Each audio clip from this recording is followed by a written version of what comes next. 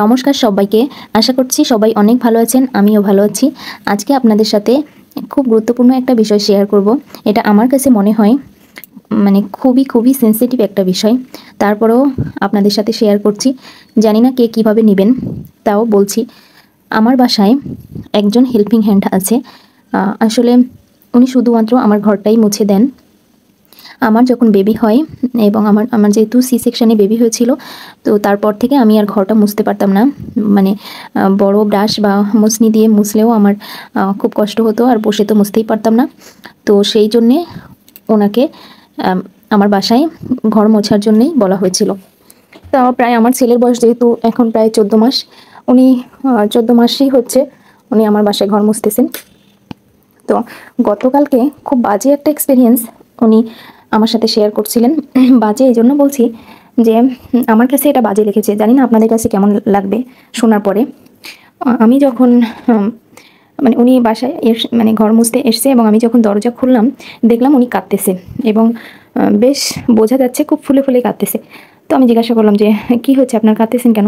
তো উনি আমাকে বললো যে আমাকে আমার হাজব্যান্ড খুব বকা দিচ্ছে। আমি বলছি, বকা দিলে তো কেউ এরকমভাবে কাঁদে না, আপনার কি হয়েছে বলেন। উনি একদমই বলতে চাচ্ছে না। তো আমি পরে পিড়াপিড়ি করার পরে উনি বলল যে ওনাকে ওনার হাজব্যান্ড খুব বাজেভাবে মেরেছে, গায়ে হাত তুলেছে। তো আমি কারণ জানতে চাইলাম যে কেন আপনাকে খুব বাজেভাবে এরমভাবে মারার কারণ কি। তাও উনি কোনোভাবেই বলতে চাচ্ছে না কারণটা। তো আমি বারবার জিজ্ঞাসা করার পরে আমার কাছে খুব অস্বাভাবিক মনে হচ্ছিল যে এই যুগে এসে 2024 সালে দাঁড়িয়েও কোনো মেয়ে এভাবে অত্যাচারিত হবে, এটা তো মেনে নেওয়া যায় না। আমি সেই জায়গা থেকে তাকে বারবার জিজ্ঞাসা করতেছিলাম। তো দোষটা যেহেতু তারই ছিল, সেই জন্যই হয়তো সে বলতে চাচ্ছিল না। তো একটা পর্যায়ে গিয়ে সে আমাকে বলছিল যে তার বাসার বাড়িওয়ালি একটা ছেলের সাথে অনেক দিন ধরে বাজে সম্পর্কে আছে এবং সেইটা সে সহযোগিতা করে। হ্যাঁ, আমারও বলতে খুব খারাপ লাগতেছে।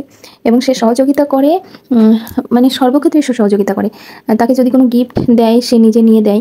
এবং হচ্ছে তার জন্য যদি সেই ছেলেটার জন্য যদি কোনো গিফট কিনতে হয়, তাহলে সে নিজে গিয়ে কিনে নিয়ে এসে তার বাড়িওয়ালিকে হেল্প করে। এখন আরেকটা কথা হচ্ছে, তার বাড়িওয়ালিরও 2টা ছেলে আছে, যমজ ছেলে। এবং তারাও একদিন আমাদের বাসায় এসেছিল। এই জন্য আমি তাদের কথা খুব খারাপ লাগতেছে দেখে বলছি। কারণ আমার বাসায় যিনি হেল্পিং হ্যান্ড আসেন, ওনার হচ্ছে একটা মেয়ে, আর তাদের তার যে 2টা ছেলে তারা সমবয়সী। তো ওই মেয়েটার সাথে খেলতে খেলতে একদিন আমাদের বাসায় এসেছিল। যেহেতু আমি বাচ্চাদেরকে খুব পছন্দ করি, মেয়েটাকে খুব যত্ন করি দেখে উনিও নিয়ে আসছিলেন যে চলো দেখো আন্টি খুব যত্ন করবে। তো সেই ভেবে আমাদের বাসায় এসেছিল। তো এখন আমার কথা হচ্ছে, যে মহিলা এই সুন্দর ফুটফুটে বাচ্চাদের মুখের দিকে তাকিয়েও নিজেকে কন্ট্রোল করতে পারলো না, সেই মহিলা একজন পুরুষকে কি শান্তি বা তার সংসারে তার পরিবার পরিজনদেরকে কি শান্তি দিতে পারবে? দেখুন, একটা মহিলা যত সুন্দরী হোক না কেন, সে যদি এইটুকু সেন্স না রাখে, তাহলে কিন্তু সংসারে কখনোই শান্তি আসে না।